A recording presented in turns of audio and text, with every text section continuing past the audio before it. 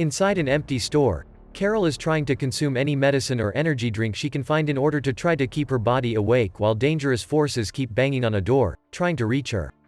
This mess started a few days ago. On its way back to Earth, a space shuttle suddenly explodes and its pieces scatter across many states in the USA.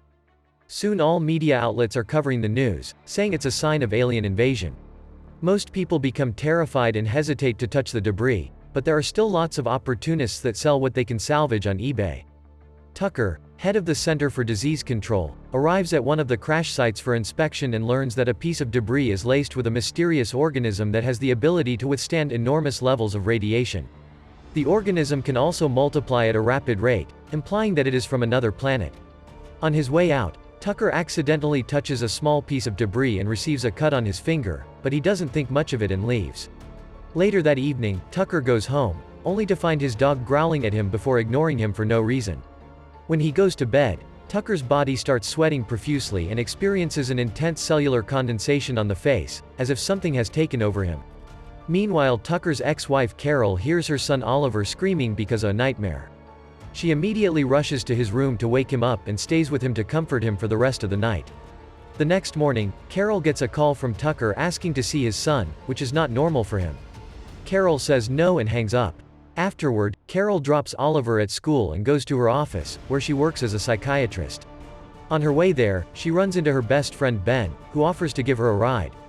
Ben is a doctor, and he shares with Carol the fact that the government is hiding something serious from them, as all the researchers on the crash site have resigned.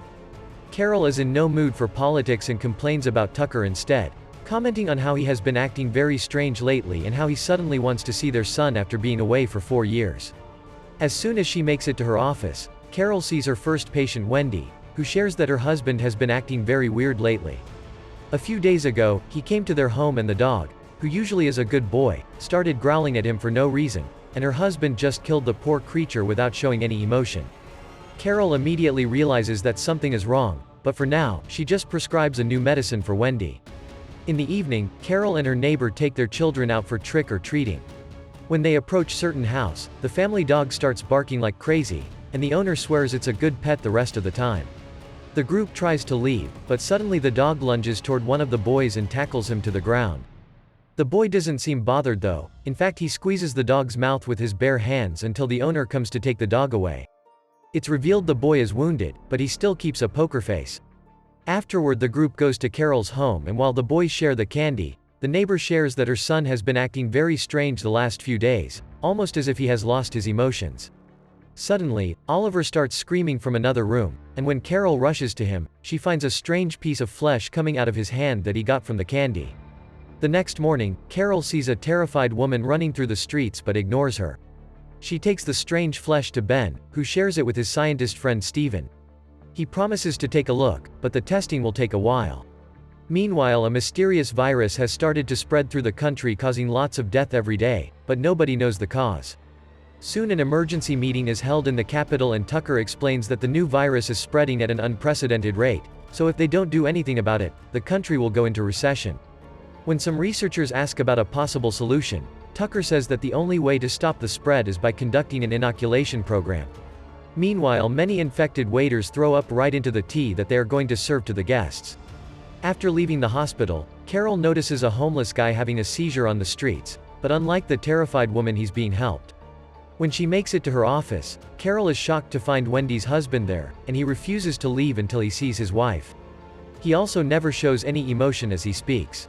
Carol calls Wendy to warn her and saves her from entering the building, so Wendy takes a taxi to stay with her sister instead. Later that night, Carol reluctantly decides to let Oliver spend time with Tucker since it's his right as the father. On their way to Tucker's house, a terrified woman suddenly appears in the middle of the road. Luckily Carol hits the brakes just in time. The woman desperately asks for help as she insists that something terrible will happen soon, but before she can add more details, a car suddenly runs her over. Carol notices the driver still keeps a poker face during such a horrible accident, and when the cops arrive at the scene, she immediately wants to testify against him. However, the head cop simply tells her to go home because they have this covered, which Carol finds weird. Moments later, Carol drops Oliver at Tucker's place, noticing her ex doesn't show much emotion on his face before she leaves. Afterward she meets Ben to attend a very fancy party, where they have a very philosophical conversation with diplomat Belichick, his wife Ludmilla, and Dr. Yorish. After the party, Ben takes Carol home and tries to kiss her, but Carol soon breaks the kiss because she doesn't want to ruin their friendship. Once inside, Carol sends Oliver a message and suddenly hears someone at the door. She only opens it a bit and finds a man asking questions for the census department, which doesn't make sense at this hour. Carol tries closing the door in his face, but the man puts his hand inside, triggering a struggle between the two of them. At last Carol wins and locks the door, causing the man to go away.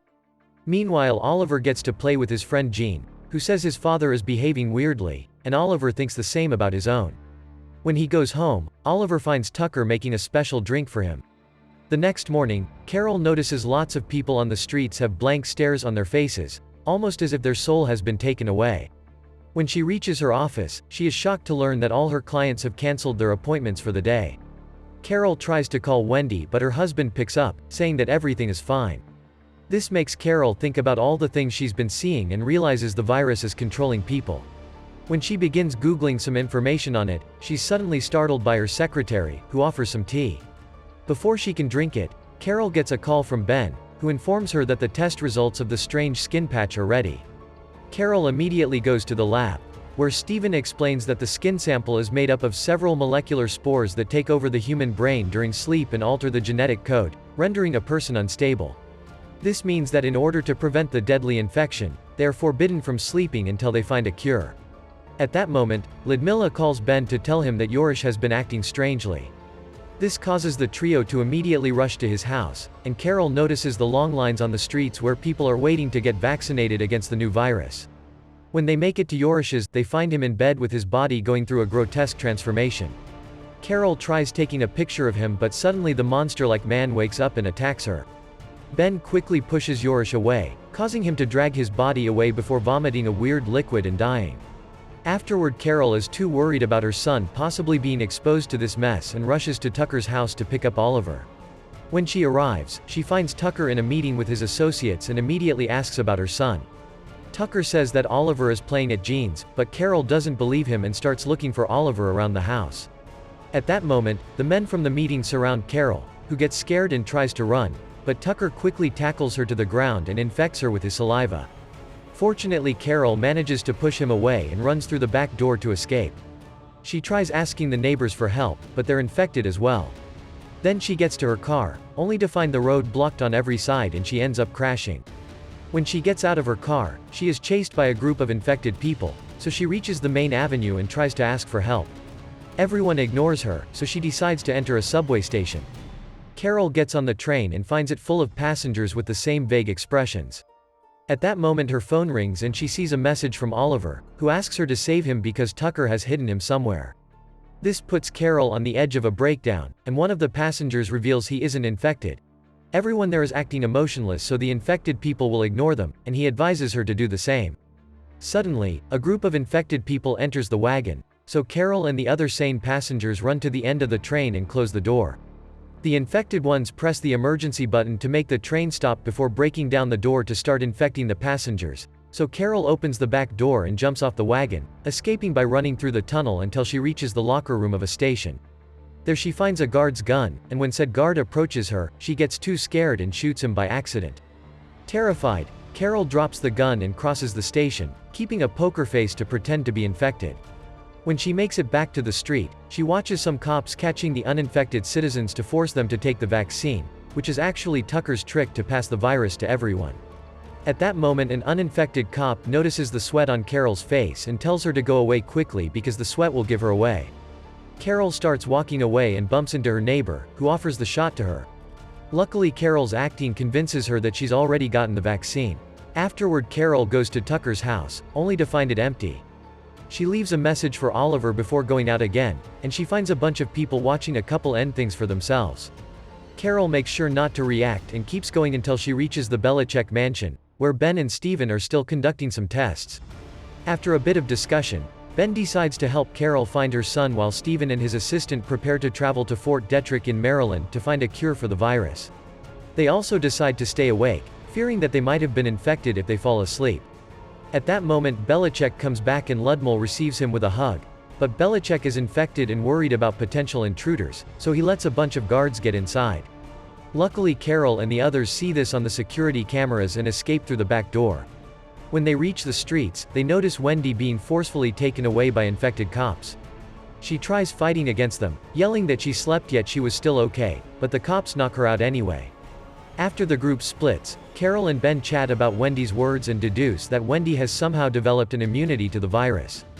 Then the duo finds a dead cop on the ground, so they steal his car and go to Carol's office, where they begin searching through Wendy's medical profile. Ben finds out that Wendy was suffering from a brain illness called encephalitis, and that's why she's immune. The virus only tends to attack healthy brains so that it can feed and multiply its number. Ben calls Steven at the lab to give him this new information while Carol gets another text from Oliver mentioning that he's being held at his grandmother's home in Baltimore. Scared, Carol confesses to Ben that she has already been infected with the virus, but Ben promises that everything will be alright. Afterward, Ben drives like a maniac to the city, crossing blocked roads until he has no choice but to let Carol go so the police will chase him instead. Carol continues on foot, and when a cop stops her, she presents her ID with a poker face and is allowed to leave. Eventually Carol reaches the station and boards the train to Baltimore, where she hides in the bathroom. The lack of sleep is starting to take its toll on her and she starts having visions, like seeing a second self in the mirror that wants to attack her. She wakes up just in time and after washing away a piece of that strange flesh, she opens the door to find Gene, who explains he lost his family and now he's part of hers. He keeps asking her to sleep, and Carol pretends she'll do exactly that but in private. Once the train reaches Baltimore, Gene checks on her again and finds her removing more flesh pieces from her body, so he stays suspicious. Tucker comes to escort Carol and Gene to his mother's place, believing Carol's a motionless act. Oliver isn't around, but Carol continues to act around the family, and when she gets a call from Ben, she talks in code pretending it's her secretary. When Tucker finally leaves for work, Carol uses the opportunity to search the house and finally finds Oliver in a room. The two of them hesitate at first, but once Carol says a couple of emotional words to confirm she's fine, they reunite with a hug. Oliver mentions that he's been sleeping every day but still hasn't transformed, and Carol realizes the medications for his sleeping disorder have made him immune. Suddenly Gene catches them red-handed, but Carol easily pushes him away and rushes out with her son. On their way out, Tucker sees them through the window and immediately goes after them, starting a chase through the streets. Oliver finds a broken window in an abandoned warehouse and they hide there, but Tucker comes inside too. While he monologues like a bad villain, Carol tries to sneak to the door, but Tucker catches her from behind and tries to knock her out. Oliver cuts in and hits his dad with a metal tool, so Tucker captures him instead. This gives Carol the chance to hit him on the head and knock him out, allowing them to escape. Afterward Carol and Oliver hide inside an empty department store. Carol searches the medicine section and finds an injection, which she shows to Oliver as she explains she wants him to inject her heart with it if she ever falls asleep. Then they go looking for some food and Carol gets a call from Ben, who learns about their location and promises to pick them up soon. While his mother's busy on the call, Oliver slowly approaches a door with blood splattered nearby, but luckily Carol stops him before he can open it. Instead she goes inside herself and finds multiple people on the ground going through the transformation. The group includes a cop, so Carol very carefully comes closer to take his gun before rushing outside and locking the door, telling Oliver to stay away from it. Hours start to pass while they wait for Ben, and while Oliver sleeps, Carol desperately searches for anything she can use to stay awake, going back to the beginning of the story. Unfortunately this isn't enough and Carol falls asleep anyway. Eventually the infected people inside the room wake up and begin hitting the door as they try to get out. The noise wakes Oliver up and he discovers her mother has fallen asleep, so he immediately injects her with the syringe, which wakes her up and cancels the transformation just in time. Then Carol washes the weird flesh off her face and leaves the bathroom to discover Ben has finally arrived. She rushes to hug him, only to realize he's been infected too. Carol backs away as Ben invites Carol to join the new society that will have no crime, hate, or discrimination. A terrified Carol points her gun at him, but Ben still opens the door and lets out all of the other infected people before mentioning that they hate immunity as he points at Oliver. The group tries to capture the child so Carol begins shooting quickly, killing them one by one. However she can't bring herself to kill Ben, so she just shoots him in the leg and runs away with Oliver. Outside, they take Ben's car to escape. While Carol drives like crazy, she gets a call from Steven, who gives her an address where a helicopter will be waiting for them. When she reaches the main street, she finds herself surrounded by cars and she crashes, causing her to lose consciousness. Lots of infected people now surround the car and Oliver locks the doors before shaking Carol until she wakes up. A man manages to break a window, but before he can infect them, Carol speeds up and pushes the people away to escape. There are still a few crazy ones hanging on the roof of the car, so Carol drives like a maniac and hits things on purpose to make them fall. There are also police cars hitting hers until they make her crash, sending the last few attackers flying against a shop window.